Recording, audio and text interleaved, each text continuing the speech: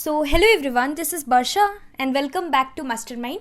तो जैसे कि तुमने इस वीडियो के टाइटल में देखा, इस वीडियो में हम तुम्हारा हिस्ट्री एंड सिविक्स का आईसीएसई का स्पेसिमेन पेपर को सॉल्व करने वाले हैं, जो कि 2022 बैच स्टूडेंट्स के लिए, आईसीएसई 2022 बैच स्टूडेंट्स के लिए इंपॉर्टेंट है। I will be providing you the solutions, we will be solving the sample paper और the specimen paper for history civics, that is your HCG paper 1। इसके साथ साथ let me tell you, video में आगे बढ़ने से पहले ऑलरेडी मैंने तुम्हारा ज्योग्राफी के ऊपर, तुम्हारा बायो के ऊपर, केमिस्ट्री के ऊपर एंड इसके साथ साथ लिटरेचर के ऊपर, इंग्लिश लिटरेचर के ऊपर ऑलरेडी वीडियो कर दिया है। स्पेसिमेन पेपर्स हमने ऑलरेडी डिस्कस कर लिया है, सारे सब्जेक्ट्स का solutions. You have not watch all those videos, तो लिंक तुम्हें प्लेलिस्ट का नीचे डिस्क्रिप्शन बॉक्स में मिल जाएगा। You can watch all those videos after watching this video.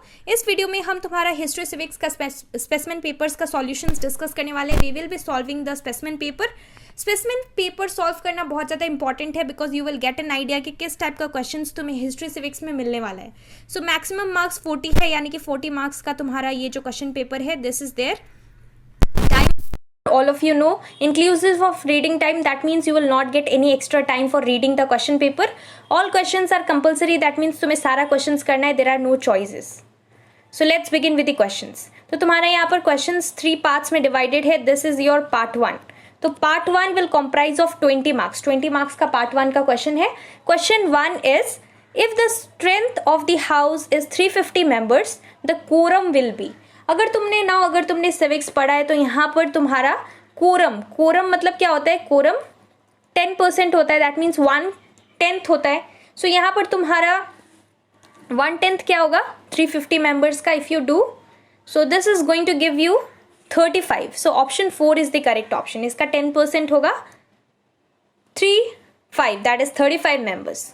So option 4 is the correct option. Moving ahead to the next question, that is question number 2. Question number 2 is, Lok Sabha दिया हुआ है 550, तो राज्यसभा का पूछा है। राज्यसभा का कितना होगा? Rajya Sabha will be 250. So option number 1 is the correct option. Moving ahead to the next question, that is question number 3. Question number 3 क्या दिया हुआ है? How many members of the Rajya Sabha retire once every 2 years? So 1/6 होता है। So option number 1 is the correct option. Moving ahead to question number 4. Question number 4 is, residuary powers refers to the powers to make laws on subjects which are in the dash दिया हुआ है। So question number 4 का correct option होगा not part of these 3 list, यानी कि union list, state list and concurrent list. These are not the part of this 3 list. Moving ahead to question number 5. Question number 5 is, who determines the salary and allowances of MPs and ministers? MPs is members of parliament and ministers. So this is your president. President is the answer. That is option number 1. Moving ahead to the next question, that is question number 6. Question number 6 says, who is empowered to promulgate an ordinance when the parliament is not in session? तो इसका तुम्हारा answer होगा when the parliament is not in session, then who is empowered to promulgate an ordinance? So answer to question number 6 is the president. And very sorry for question number 5. Question number 5 का answer इसका president होगा, इसका answer the parliament होगा। Who determines the salaries and allowances? So this is the parliament. Option number 2 is the correct option, not the president but the parliament. Moving ahead to question number 7. Question number 7 is, which of the following procedures authorizes the executive to draw funds from the consolidated fund until the budget is passed by the parliament? तो इसका तुम्हारा correct option होगा option number 1, that is vote on account. This is the correct option. Now your question number 8. Question number 8 is, who elect the members of the Rajya Sabha? So the members of the Rajya Sabha, it is elected by the members of the Vidhan Sabha. So option number 2 is the correct option. Now moving ahead to question number 9. Question number 9 is, question number 9 में यहाँ पर question है, complete the given analogy. So ये analogy type का question है, जैसा कि तुम्हारा मैथ्स में रेशियो एंड प्रोपोर्शन में तुमने देखा होगा। प्रोपोर्शन में Lok Sabha is to speaker, if Lok Sabha is to speaker then Rajya Sabha is to question mark. तो राज्यसभा क्या होगा? यहाँ पर तुम्हें रिलेट देखना है, किस तरह से रिलेट करना है। स्पीकर दिया हुआ है और लोकसभा दिया है, that means speaker is the ex officio chairman of the Rajya Sabha. So who is the question mark दिया, that means who is the ex officio chairman of Rajya Sabha. तो इसका तुम्हारा करेक्ट ऑप्शन होगा Option number 1, that is the vice president. Vice president is the ex officio chairman of Rajya Sabha. Moving ahead to question number 10. Question number 10 is, which statement does not apply to the subsidiary alliance? So ये तुम्हारा chapter 1 से है, the first war of independence, the revolt of 1857 chapter से. तो subsidiary alliance में which statement does not apply बोला है, तो यहाँ पर तुम्हारा correct option होगा option number. सो फर्स्टली यहाँ पर क्या है, पहले ये वाला तुम्हें देखना पड़ेगा. First one is the kings virtually lost their powers, तो ये होगा, this applies. Then 2 is it was introduced by Lord Dalhousie. If you remember, जो कि सब्सिडियरी अलायंस है, it was started by Lord Wellesley and not Lord Dalhousie. Lord Dalhousie had started doctrine of lapse, तो यहाँ पर ये तुम्हारा it does not apply हो जाएगा. That is option number 2. And this will apply, this will also apply. So option 2, अगर तुम यहाँ पर ऑप्शंस देखो तो ऑप्शंस होगा only 2. Only 2 is the correct option. That means option number 3 is the correct option. Moving ahead to question number 11. Question number 11 is the year in which the Congress was established. So the year is 1885. That means option number 1 is correct option. Moving ahead to question number 12. Question number 12 is, which of the following is a method of the assertive nationalist?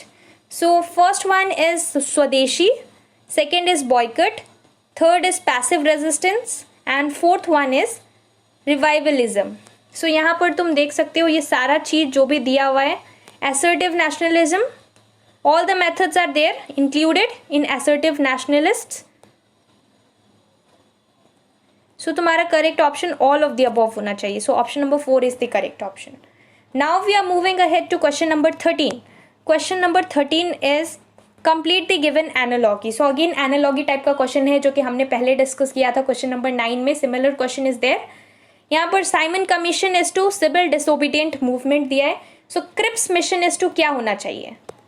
सो इसका तुम्हारा correct option होगा quit India movement, because ये जो civil disobedience movement है this is related to the Simon commission.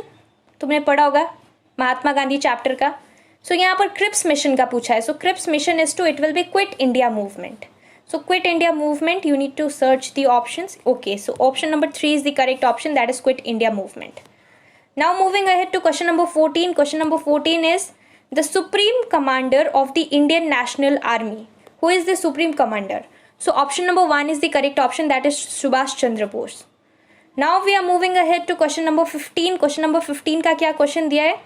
According to the Indian Independence Act 1947, which of the following are applicable to the princely states? So इसका तुम्हारा correct option होगा all of the above, because इसमें ये भी included है they could remain independent, they could join India, all treaties with the British were terminated. This is also included in the Indian Independence Act. And then they could choose to be a part of the Pakistan. So all of the above is the correct option, that is option number 1. Now we are moving ahead to the next question, that is question number 16.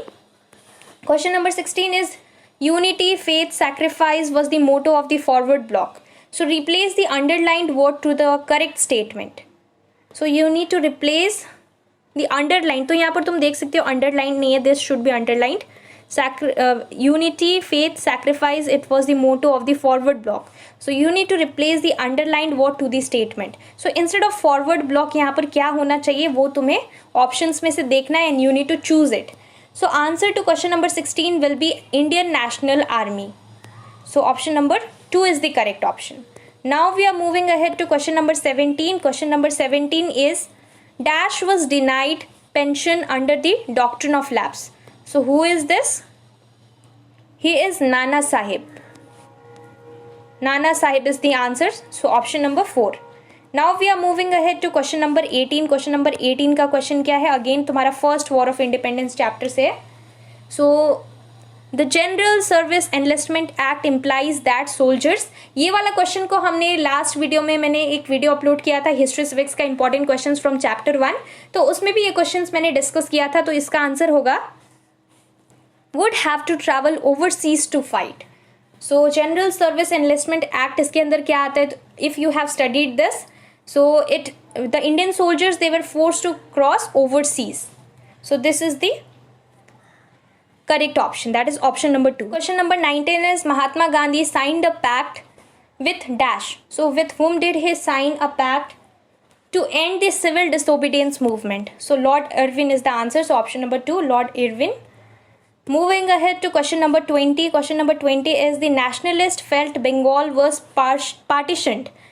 So partition के बाद to divide Hindus and Muslims होगा, या फिर for effective administration होगा, या फिर to stop the spread of स्वदेशी होगा, या फिर none of these reasons होगा. So इसका आंसर होगा to divide the Hindus and the Muslims. So option number 1 is the correct option.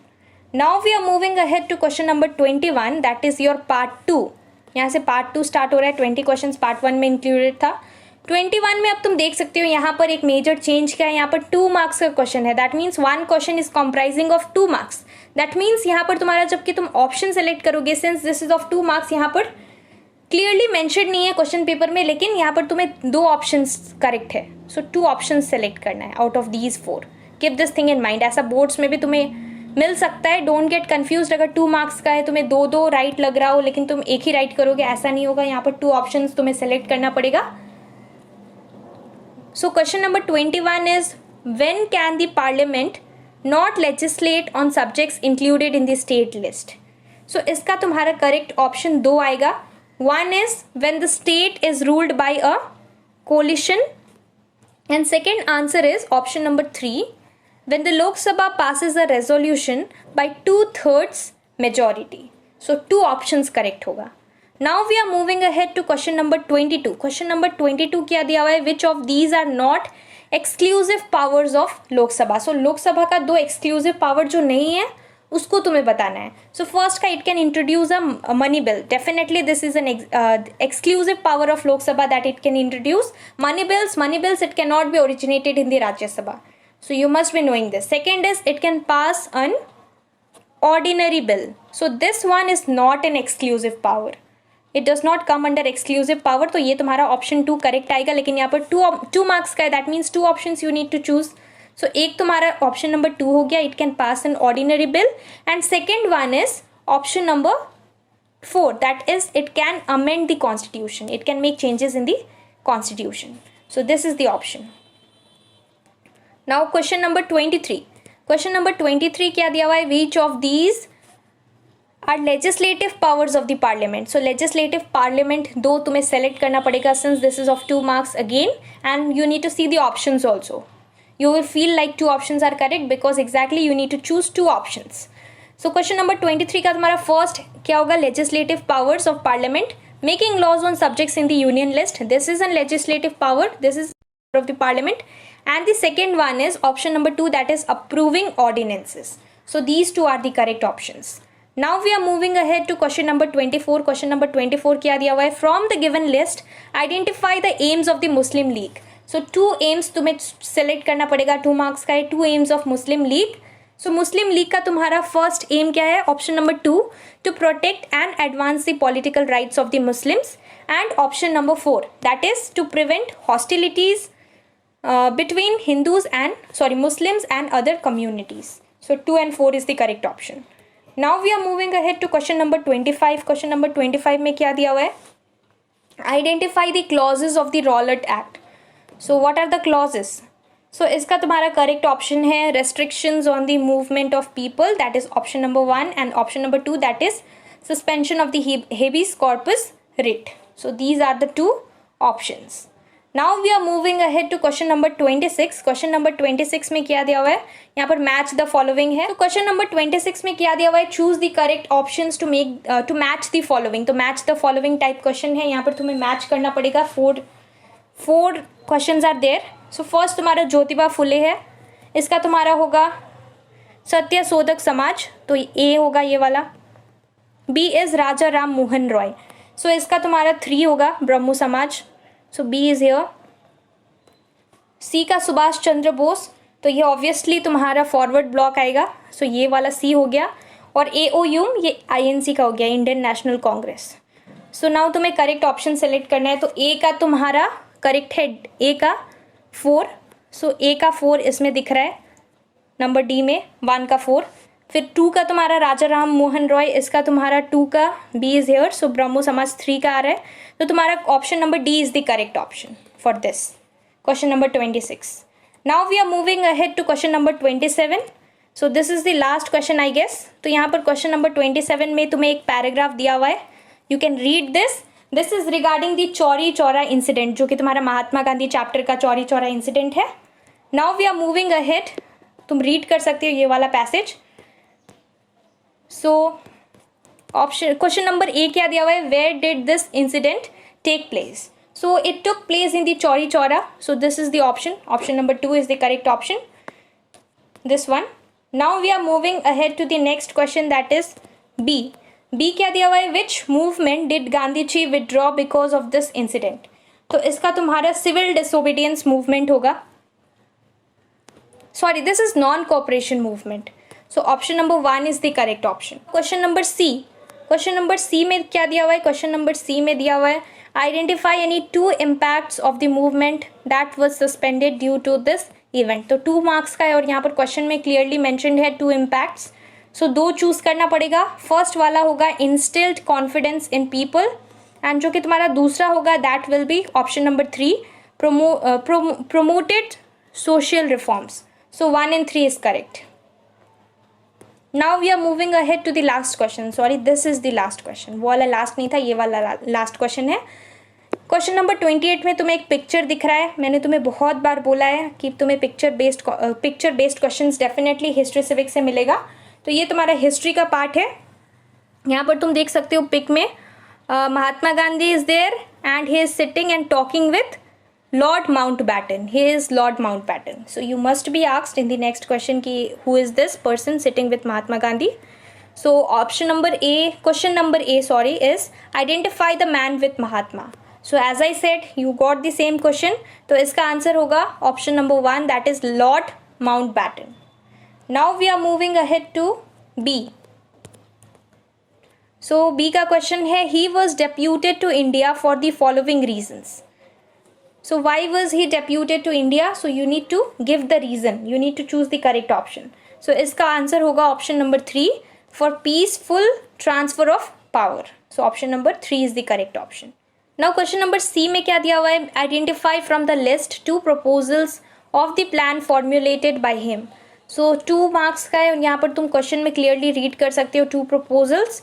So तुम्हें 2 options को करेक्ट मतलब सेलेक्ट करना है। सो इसका तुम्हारा फर्स्ट होगा formation of a constituent assembly, so option number 2 is the correct option and option number 4 is also correct, setting up of a boundary commission.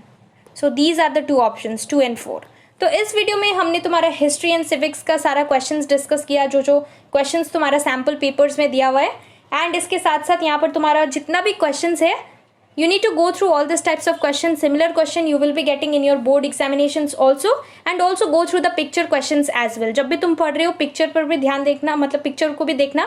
You need to identify, specially जितना भी political leaders है वो सारा चीज़ important है, and places is also important. Like Simon commission का एक pick दिया हुआ है तुम्हारे बुक में, तो वो सारा तुम्हें फोटोज भी देखना पड़ेगा बुक में जब भी तुम प्रिपरेशन कर रहे हो।